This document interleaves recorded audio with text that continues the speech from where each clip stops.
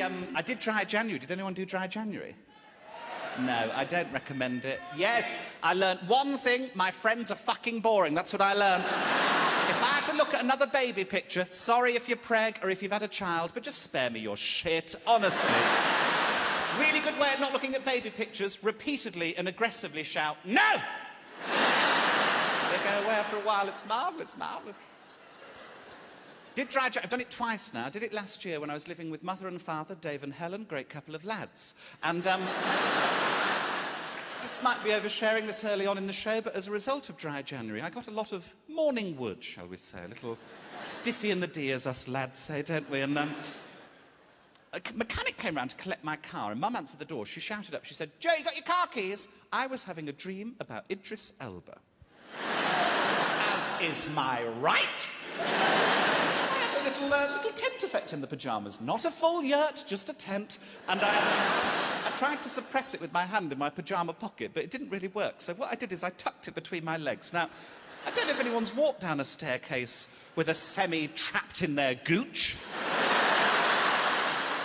But it's fraught with peril. I got to the bottom step and then I tripped and it sprang out. Sort of baby punching its way out of my mangina. Anyway, long story short, the car's fine, but Mum's not happy. She's not happy.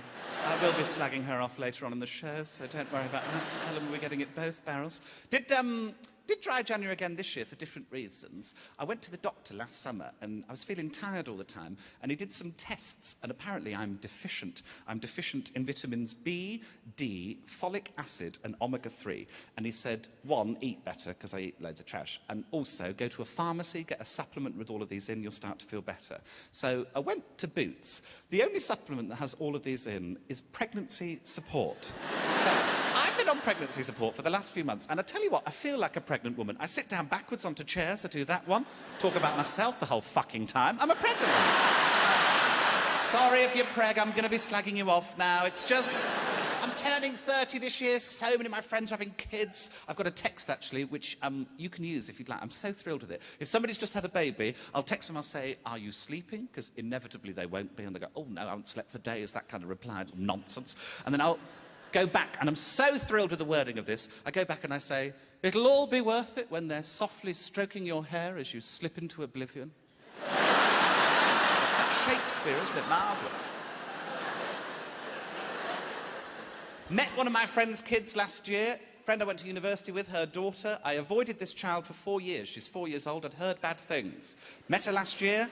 She's the worst person I've ever met. And I've met Eamon Holmes. I won't use her real name, that would be unfair. Let's call her Mugabe. And she was very... just spoiled, really. We were sat at dinner and she was here and she was kicking me in the legs. And at one point she caught my shin and I went, fuck. She started crying. The mum said, "Please don't swear in front of my child." I was like, "Oh, is that your child?" I thought someone just condensed North Korea into a small woman, actually. Little bitch. But I've got a goddaughter who I adore. She is 11, and I think she might be a genius, because she loves painting, and I've got this office in Birmingham, so I took her to the office to do some painting, and we painted this mural on the wall, and while we were painting it, I said to her, "What do you think art is?" just out of curiosity. And she thought about it, and she said, "Well, it's trust." And I said, "What do you mean by that?" And she went, "Well, if you trust something's good, then it is." I was like, fucking hell, that's the most profound thing anyone's ever said to me from an 11-year-old. So, have another go on the bong, what are you going to say next? When the meow meow came out, the thing she was saying, extraordinary.